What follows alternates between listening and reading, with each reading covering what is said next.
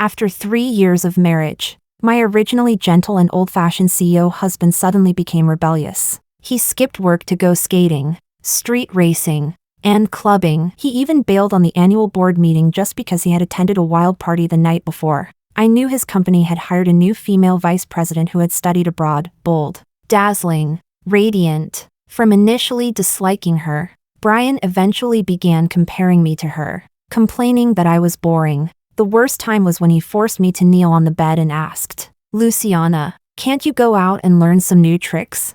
I had been obedient my whole life, studied by the book since childhood, then married him because my parents told me to. After marriage, we respected each other like polite strangers, and our days were bland like eating plain cabbage every meal. Hearing those words, something buzzed sharply in my mind. I can go, then? Brian nodded. Go, otherwise you're too well behaved, life becomes meaningless.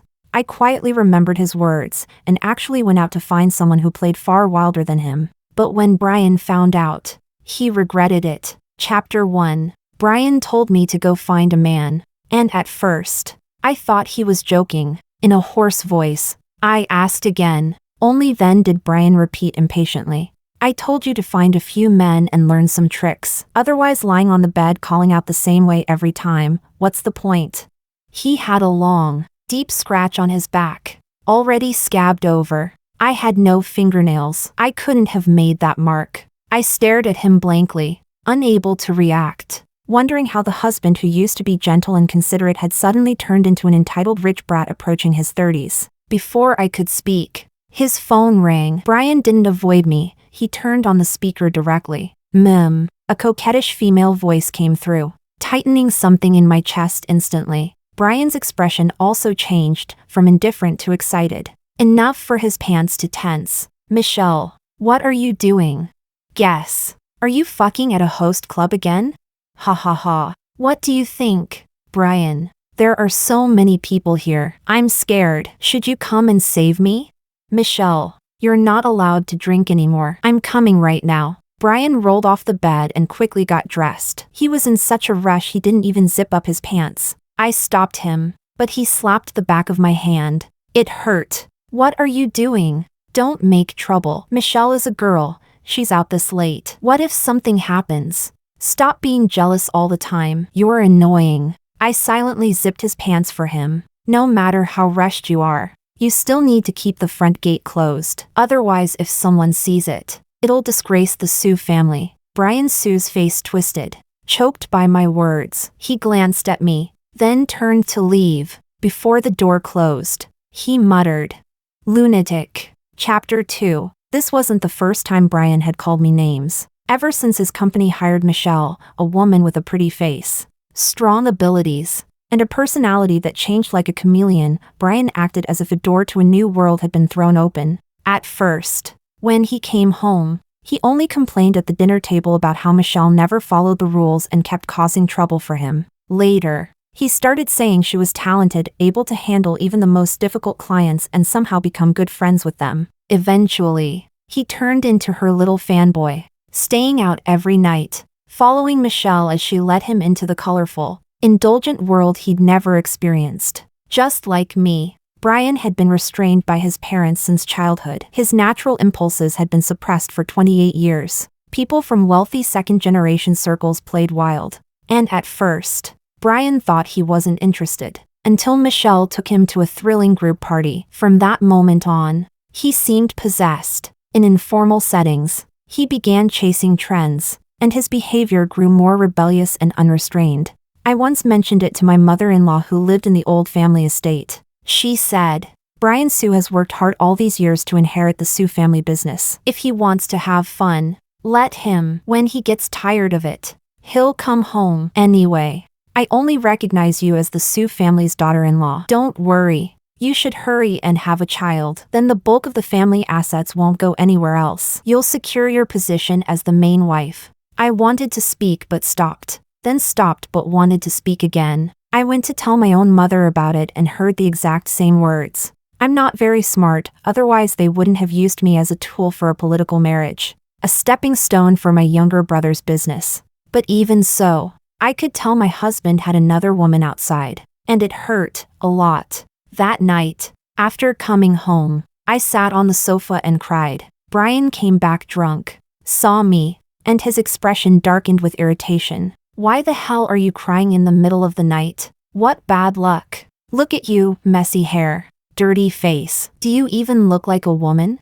Luciana, it's not that I despise you. You're just useless. There's nothing attractive about you. Forget it. I have a conscience. I won't abandon you. Stop crying and go to sleep. There were kiss marks on his neck and lipstick smudged on his collar. After drunkenly finishing that speech, he collapsed on the sofa. My emotions were interrupted. I couldn't keep crying. I stared for a long moment, then softened and helped him into the bedroom, covering him with a blanket. The next morning, when Brian came out after washing up and saw my swollen, bun-like eyes, his expression was complicated. After I handed him a hangover soup, he inexplicably scolded me again. Lunatic. Chapter 3. I sat stiffly through the entire night before my not-so-quick brain finally came up with an answer. When Brian came home, I ran over to him with quick little steps. Brian, I agreed to go out and learn those tricks. Brian, who had been taking off his clothes,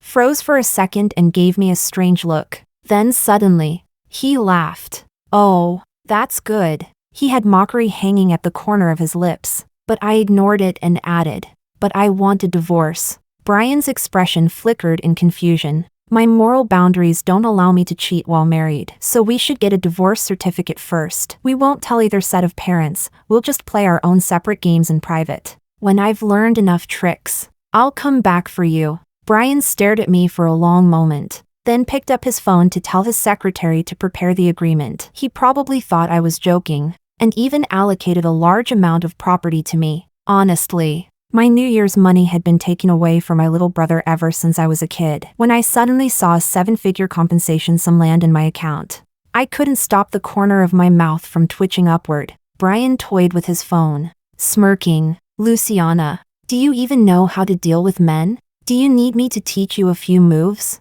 There was such a good deal. I quickly scooted over. Yes.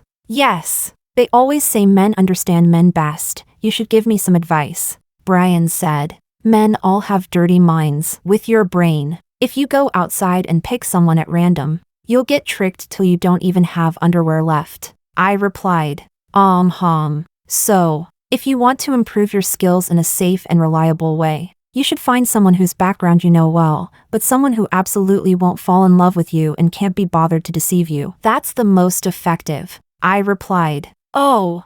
Brian lit a cigarette and took a drag. Honestly, you don't need to do this just to spite me. I've already said that Michelle and I just vibe well together. But I never planned to dump you. Luciana, we've been married for 3 years. You're gentle and obedient. I do like you. If you don't mind, the 3 of us can still continue our life together. Absolutely not. Not to mention Michelle had already sent me an entire album of provocative photos. And Brian, now smoking, drinking, and partying all the time, who knew what diseases he might drag back home?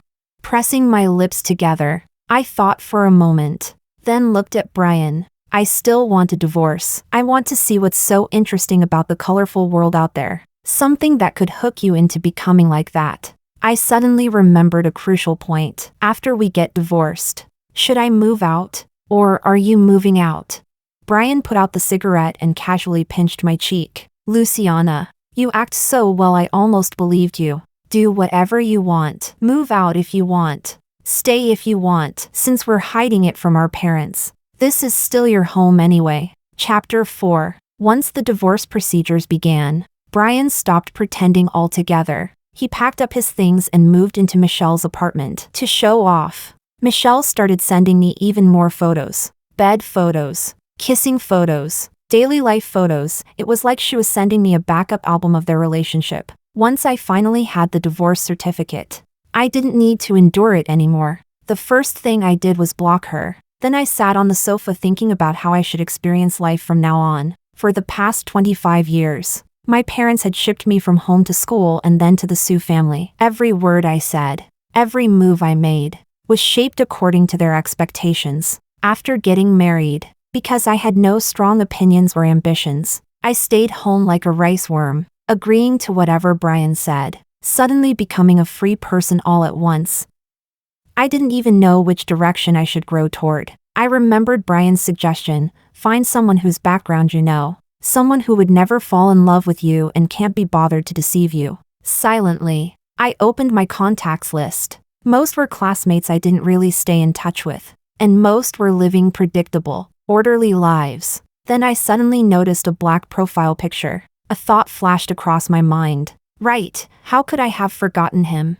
Patrick, the most rebellious school tyrant in our high school class, smoked, fought, had a bad temper, came from money. After graduation, he went traveling around all sorts of countries and now, supposedly, was doing business. The only reason we even knew each other was because he once got injured so badly in a fight that he passed out on the roadside, and I happened to find him and called an ambulance. When Patrick woke up, he insisted on transferring me money, and just like that, we had each other's contact information.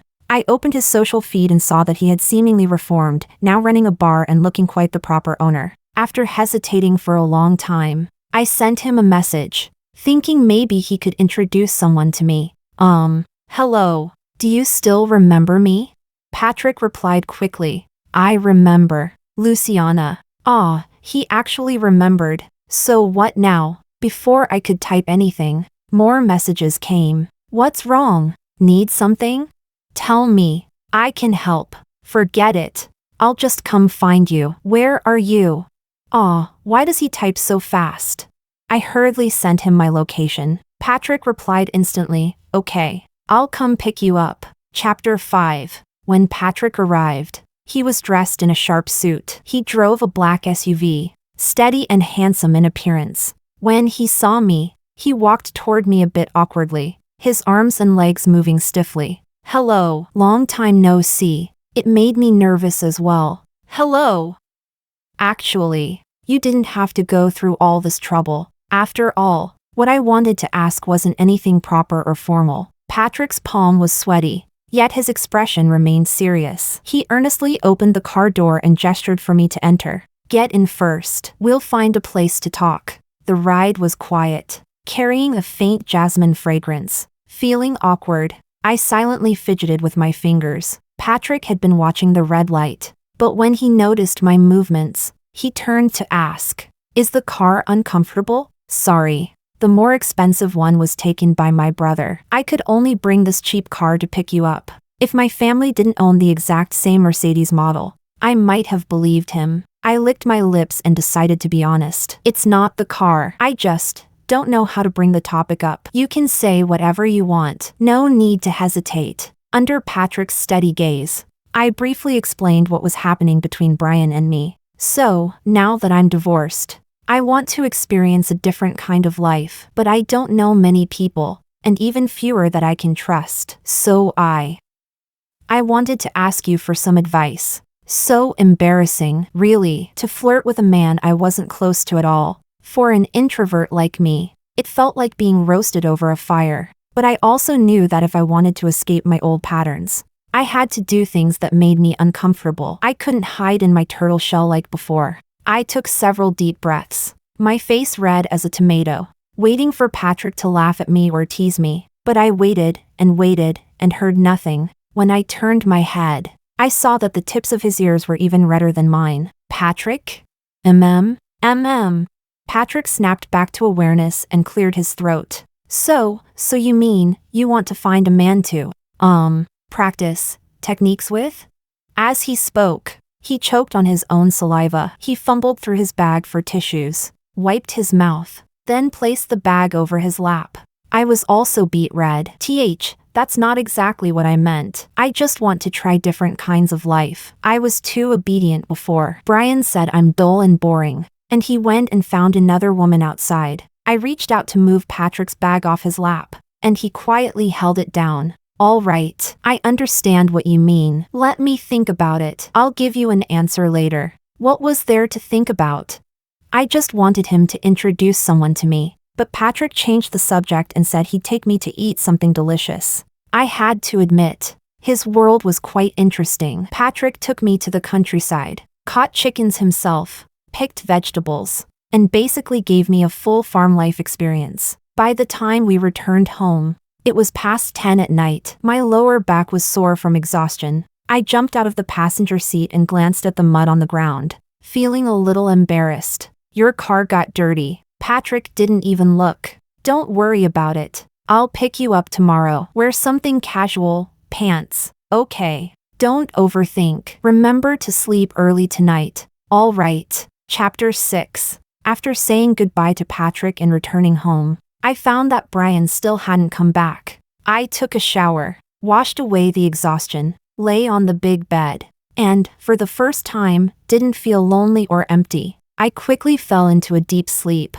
dreamless through the night. The next morning, I got up full of energy, ate the breakfast made by the housekeeper, changed my clothes, and Patrick arrived right on time. Today he came on a motorcycle, handsome and cool. I walked toward him, and he handed me a helmet. Come on, today I'm taking you to experience something even more exciting. Patrick took me street racing, competing against other riding teams. Maybe it was fate, but the moment we arrived, I recognized someone sitting on a distant bike's back seat, Brian. He wasn't wearing a helmet, a cigarette dangling from his lips as he talked to Michelle. They said something to each other, and Michelle leaned down, kissing him on the lips. I instinctively clenched the fabric of Patrick's jacket. Patrick looked back. What's wrong? That's my ex-husband. Patrick glanced over, swore under his breath. Of course, narrow road for enemies. He pulled down the visor of my helmet and guided my arms around his waist. Hold on, today, your big bro is going to help you teach that pair of dogs a lesson. Extreme speed, almost suffocating cold wind, with Patrick's smooth, flowing skill. We won the championship. Michelle got off her bike and removed her helmet. It was the first time I'd seen her in person. She really was pretty, with a strangely familiar look. Michelle had big wavy curls and eyes full of seductive charm. She tilted her head, narrowed her eyes, and smiled at Patrick. Yo, handsome, pretty impressive. Let's get to know each other. I'm Michelle, Deputy General Manager of Sales at Sue Group. She had the look of someone thinking, I like you, now hurry up and flirt back. To be fair, Michelle couldn't really be blamed for her boldness. A man like Patrick, over 190 centimeters, broad shoulders, narrow waist, did have far stronger physical presence than Brian, who was only in the 180s and significantly less imposing. But Patrick acted as though he hadn't heard her at all. He simply turned to me, scared? I shook my head. No, it was actually thrilling, but I didn't want to speak. I didn't want to confront Brian and Michelle face to face. So Patrick turned to Michelle. Sorry, my girlfriend's shy and not great with strangers. We're leaving. Michelle stepped in front of the bike. Hey, you're both adults. What's there to be shy about? Let big sister show her around. Her flirting with another man didn't annoy Brian at all. Hands in his pockets. His gaze landed on me. His eyes narrowed slightly, like he was thinking about something. Patrick said, No need. She doesn't like it. Michelle clicked her tongue. Look at you. What's so interesting about a timid, bland coward like her? Beat it. My precious sweetheart isn't someone you get to see just because you want to. Patrick ignored her and zipped up my jacket, leaving Michelle to swallow a lungful of exhaust as we rode off. With the wind mixing around us, I asked Patrick, why didn't you add her back? Patrick replied, I don't like social butterflies. I like shy girls. Chapter 7. When I got home that night, Patrick thoughtfully walked me right up to the door. For 2 days straight, he hadn't mentioned anything about me wanting to find a man. We parted with mutual understanding. I went inside and immediately received a message from Brian. You went and found that kind of loser? Some guy on a motorcycle. Is that how you enjoy the world? So he had recognized me. But how? I wondered out loud in text. And after a long pause, Brian sent a screenshot of a shoe. These are what I bought you for your birthday. You think I wouldn't recognize them? Oh, I forgot. Damn it. Aw, he's just a friend. Heh, a friend who doesn't even dare get out of the car to say hello to me. No need, right? Your girlfriend was there. She doesn't care. I scratched my head, unable to keep up with his logic. His girlfriend can flirt with other men right in front of him and he doesn't get angry. But he wants to control what I, his ex-wife, do?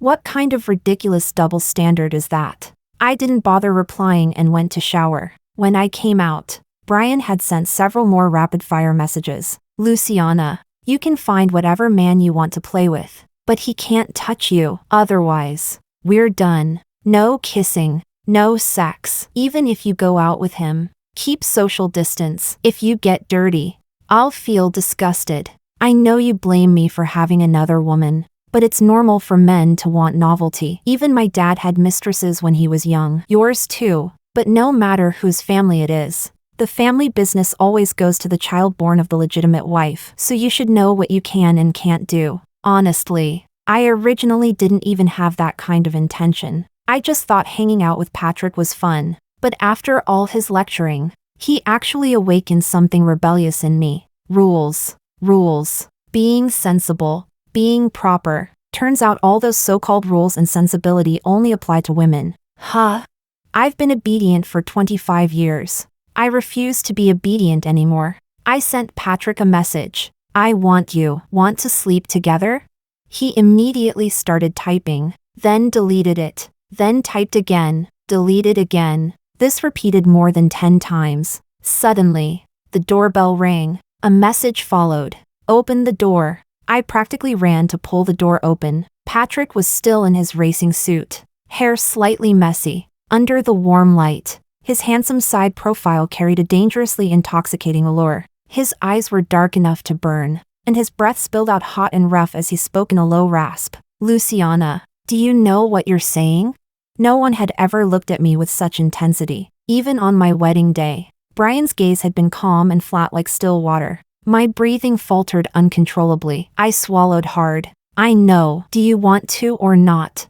Patrick lowered his head and kissed me. Damn right I do. Chapter 8. Patrick held me up with one arm. My legs wrapped around his waist. We tangled all the way from the first floor to the second. When the bedroom door opened, our wedding photo was still hanging by the bed. Patrick swept it down with one hand. It crashed onto the floor with a loud bang. I didn't hear it. I was drowning in the heat ignited by his touch. I had never imagined that something like this could feel so thrilling. Brian and I had been married for 3 years, and the number of times we'd been intimate could be counted on 2 hands. And each time felt like going through a stiff routine. I lay straight like a plank, and he kissed like he was exhausted. Sometimes, midway through, both of us would lose the mood and end up sighing helplessly, silently giving up. So I never knew I was capable of making such alluring, intoxicating sounds. Patrick moved against me, making me cry from the intensity. We were so loud I forgot the housekeeper was still home.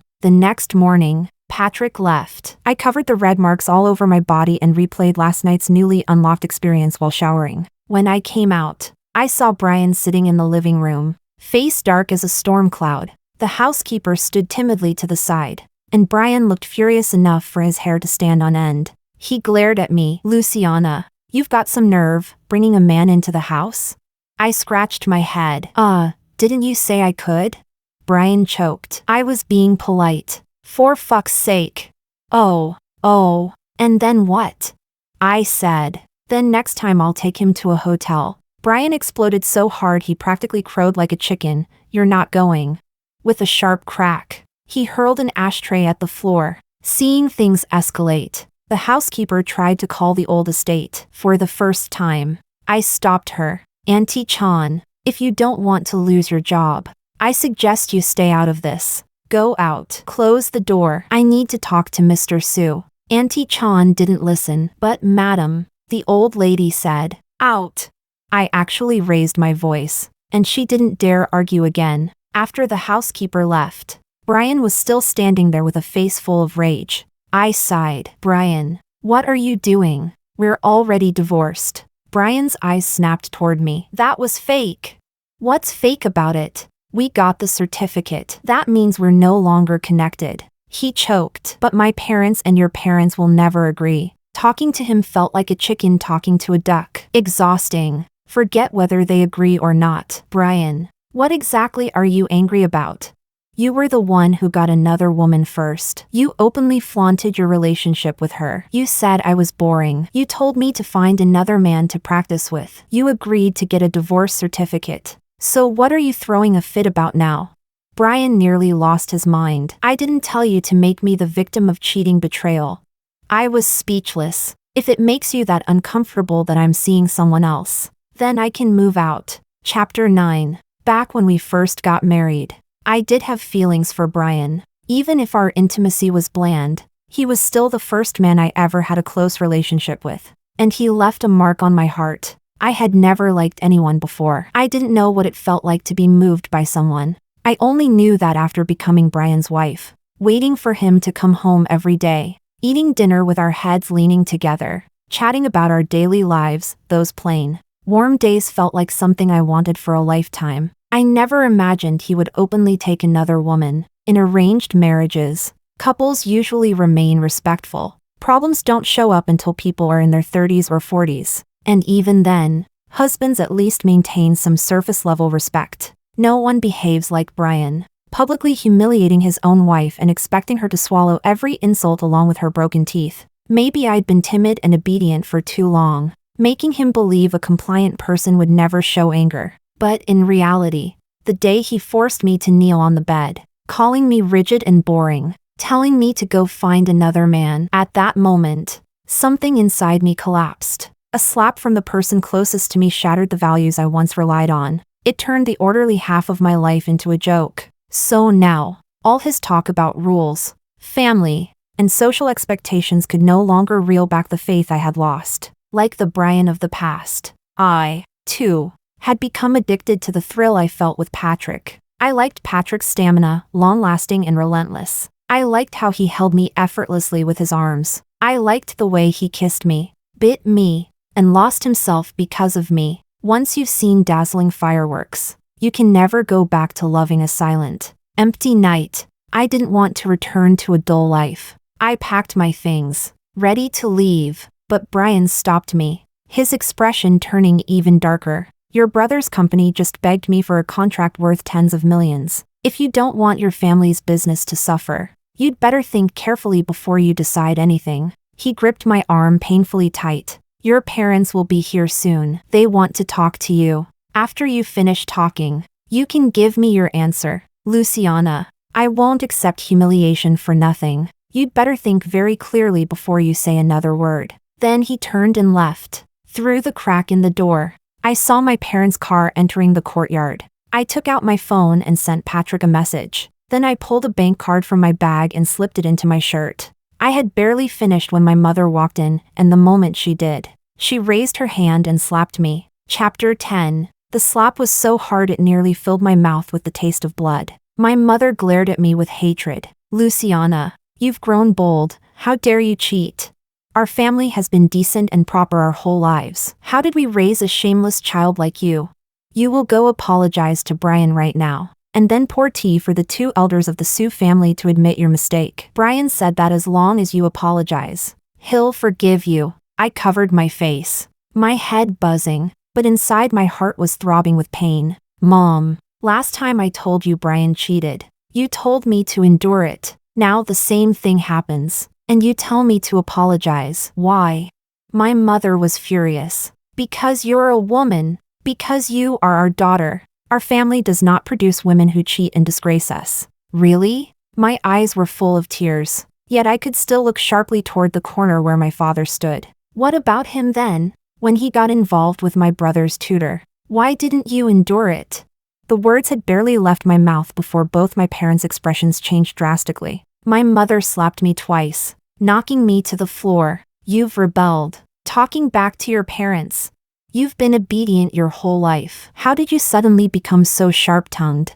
I know, it must be that wild man outside who spoiled you, made you go against your father, your mother, and your husband. Men who ruin families are never good people. I don't care what you think. As long as you still consider yourself our daughter, you will go apologize to Brian. Our business still works with the Sue family. We cannot let dirty scandals ruin that. I already knew what answer they would give, but hearing it out loud still sliced through my chest like a knife. Brian has another woman. He may not even want to live with me properly. My mother rolled her eyes. That depends on your means. If a woman can't even keep her man, what use is she? Might as well be dead. She saw me as nothing more than a tool, something she could place wherever she pleased. My feelings, my sadness, they never mattered.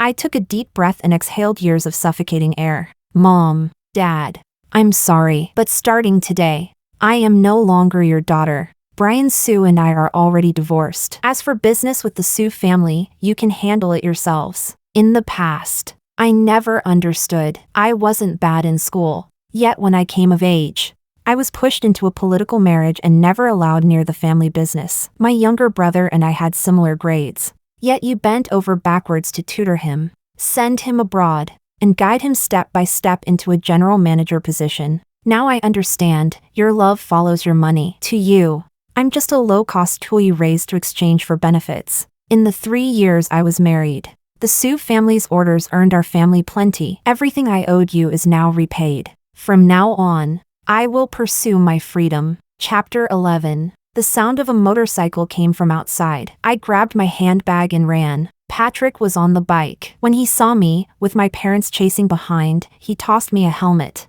What's going on? Eloping. He burst out laughing. Ha ha ha, come on. I'll take you to the moon. Charge. Charge. My furious parents were left far behind. The feeling of freedom was exhilarating. When I abandoned morality, abandoned that so-called kindness, and simply did whatever I wanted without caring about anyone else's feelings. I almost cried from the joy of it. Patrick drove south with me all the way until we reached the top of a mountain, overlooking all of South City. The glittering city lights sat beneath a magnificent, star-studded sky. Patrick wrapped an arm around me, lit a cigarette, and tucked it between my lips. It was harsh and tasted awful. I coughed. Gross. No. Patrick looked at me. Don't like it? No. All right, then we won't smoke. He tossed the cigarette and lighter into a trash bin, then lowered his gaze to meet mine. Does it hurt? No. Escaping the mud pit and leaving behind people who never loved me, how could that hurt? Patrick's throat tightened. He lowered his head and kissed me softly, almost tenderly. Not every thrilling thing needs to be learned, but you don't know what you like until you try, right? I lifted my chin to kiss him back. Right. I tried his kissing skills, and they were wonderful. Kissing led to more kissing, and soon the rush became overwhelming. I didn't even realize tears had fallen. Before, I always wondered whether certain things were right or wrong, good or bad. I never wondered whether I was happy. Now that I finally focused on my own happiness, I lost control, and ended up unlocking the wild, outdoors version of fun with Patrick right then and there. Not until dawn broke did exhaustion finally overwhelm me, and I fell asleep in Patrick's arms. When I opened my eyes again, I was lying on a big bed, gray walls, a massive black wardrobe, definitely Patrick's style. Patrick was cooking porridge, shirtless, wearing only an apron, looking spectacularly attractive. I leaned against the doorway, watching him for a moment, when a mischievous idea struck. Hey, now that I'm rich, how about you become my boy toy? Patrick was blowing on the porridge. Hearing that, he laughed. He curled his lips, eyes dark with mischief. If you want me to take good care of you, just say it. Don't throw money at me. Money can make the devil move. You know. Patrick's eyes darkened even more. He was just about to walk over when my phone rang. It was Michelle calling. Chapter 12. She said she wanted to invite me to dinner, and even chose one of the most famous couples restaurants in the city. When I arrived, Michelle was already there, leaning on the sofa and sipping red wine, one slow mouthful at a time. I had seen countless bed photos of her and Brian, but I had never replied to her messages, much less talked to her in person. When Michelle saw me, she acted like she was meeting an old acquaintance. I've been messaging you for half a year. Finally, I get to see you. I didn't like her arrogant attitude. I gave a lukewarm response. If you have something to say, say it. I'm busy. Michelle giggled. Busy? Busy going on dates with your boy toy? Honestly, Luciana, I never thought you'd have a day like this. She took out a cigarette, tried to light it, then remembered we were in a restaurant and set it down with irritation. Her tone grew strangely emotional. Do you know? I used to be jealous of you. You probably don't remember who I am, right? In high school, I could only continue studying because you donated your pocket money to me. My family was forcing me to quit school and get married. You convinced the teacher to give me 3 years of tuition so I could stay. I was so naive back then. I treated you like a benefactor, like someone to worship. But in those 3 years, you never even remembered my face. Every time I walked past you on purpose, you ignored me completely. I started feeling bitter. Just because I was poor, you couldn't even remember what I looked like. So I started digging into your background. The more I learned, the more jealous I became. Why was your life so smooth and easy, while mine was miserable? So I started climbing by any means necessary. I sold my first night to an old man just to study abroad. When I came back, I heard you got married, became a wealthy young madam without lifting a finger. Why? Why didn't that kind of fortune fall into my hands? I refused to accept it. It wasn't fair. Ha ha ha. Luckily, God isn't completely blind. Your husband doesn't love you. He curses you for being boring while he calls me baby in bed. After all these years, I finally beat you once. But then you divorced him and immediately found an even hotter man. Michelle's eyes reddened with anger. She looked at me hoarsely. Why? Why do you get to live well no matter what? Why can't I ever catch up to you? I was speechless. Michelle did look familiar, but I hadn't expected her to be the poor student I once casually helped. Whatever little resentment I had as the rightful wife toward a mistress, her outburst somehow chipped away at it, leaving behind a faint sense of melancholy. I scratched my head and mulled over my words for a long moment before finally saying, maybe this is what they call blessed or the simple-minded? Michelle. I looked at her and sighed, genuinely baffled by her thought process. All this trouble for something like this? You studied abroad, yet you chose to become someone's mistress, and even send intimate photos around like trophies. Impressive. In a way, it's not that being a mistress is automatically wrong, but at least get something out of it. I'm divorced now. You should be figuring out how to marry into the Sue family instead of wasting time telling me all this nonsense. Anyone overhearing would think you're the one who's in love with me. I said it casually, but Michelle's face instantly changed. She shot to her feet, stared at me for a long moment, then turned and left. When I later told Patrick what happened, he burst out laughing, kissing me. He murmured, "My baby is amazing, killing men and women alike." Chapter 13. I wasn't sure whether it was because of what I'd said, but a few days later, I heard that Michelle had resigned. She had a huge fight with Brian, handed in her resignation, and left the city entirely. Brian didn't go after her. He locked himself inside the house for days until the 2 elders of the Sue family couldn't stand it anymore and came over to beat him senseless, forcing him back to work. After this incident, Brian returned to being the disciplined, proper company president he once was. Only now, the smoking and drinking never stopped. Brian also came to see me. He no longer acted superior, on the contrary. He was almost polite. Luciana, I want us to remarry. I had just finished getting a tattoo and was discussing with Patrick our New Year trip to Iceland to see the auroras. Hearing this, I froze for a moment. Remarry? Yes. After everything that happened, I realized that a harmonious family makes everything flourish. Only a stable home and a good marital relationship can make one's career smoother and give life more hope. I was confused. Whose life has more hope? Brian said. Mine. And what does that have to do with me? He choked. We're husband and wife. My money is your money. Oh, that part at least had always been true. He never treated me badly financially. I shrugged. But I don't want to. I have a few million now. The monthly interest alone is several thousand. I have no real material desires. Can't even finish spending what I have, and I still need money to keep my boy toy. Brian was speechless. He. And honestly, I think I really am lucky. You know what? Patrick's family is pretty wealthy too. I said I'd keep him, but instead he transfers his monthly earnings into my account. I checked, on good months. It's 7 figures. Brian froze. He also took me bungee jumping, to the mountains, to the sea. We go on road trips. We chase auroras. And he's strong, way stronger than you. Tens of times stronger. He can go for so long I can't help screaming. Brian fell silent again. He even has a ranch overseas with capybaras, leopards, and elk. He says this winter he'll take me to see them. And he wants the animals to call me mom. I tilted my head and asked, "And you? What can you give me?"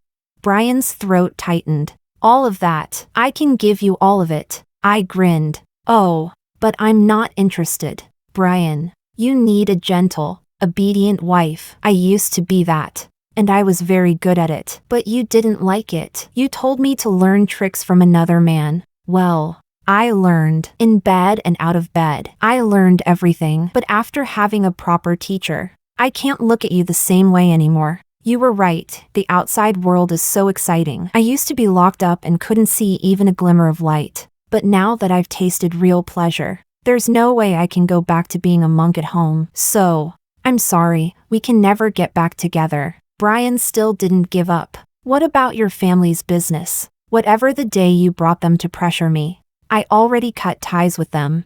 I grabbed my bag and noticed Patrick waiting outside. He was in his car, saying he wanted to take me to the seaside to watch the sunrise. I waved at Brian, tied my jacket around my waist, and walked out in a tank top, bold and radiant.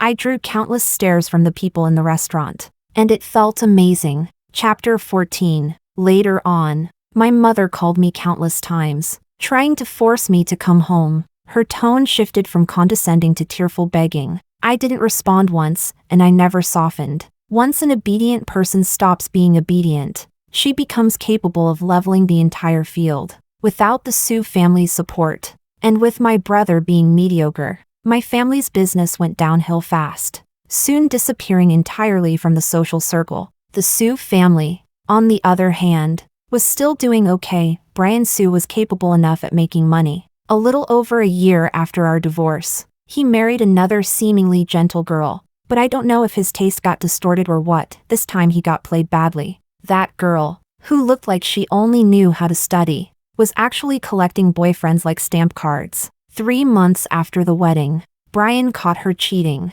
They said he had a huge meltdown, but the girl retorted, "You slept around too, didn't you? You even told your ex-wife to go out, have fun, and learn tricks. Now I'm exactly what you asked for, experienced, versatile. Isn't that great for you?" She yelled this in front of Brian and the 2 Sioux elders, and the old master of the Sioux family was so furious he ended up in the hospital. That day, for the first time, Madame Sioux slapped Brian across the face. "A perfectly good family, destroyed by you. Look at the mess you made."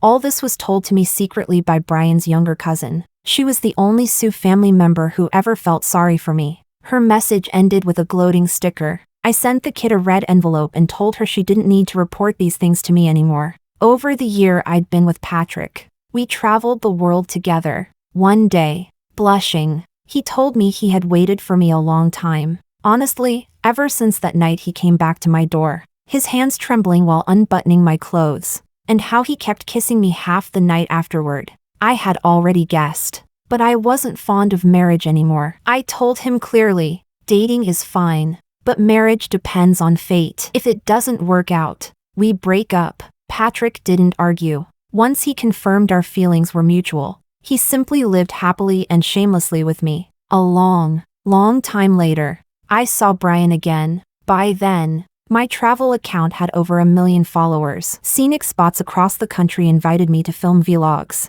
Patrick and I were getting off a plane and waiting for our ride when we overheard a conversation nearby. A young girl was holding Brian's arm, her face looking soft and youthful. She held up her phone and said, "I really envy this blogger. Skydiving, bungee jumping, she dares to try everything. So brave." Brian only glanced over at first, but when he saw the woman in the video, he froze completely. After a long moment, he said in a hoarse voice, "Yes, she's brave." The girl pouted at him. "I don't dare to do these. My parents worry I'll get hurt. They never let me do dangerous things. This blogger even looks a bit like me. If we ever have the chance, will you try it with me?"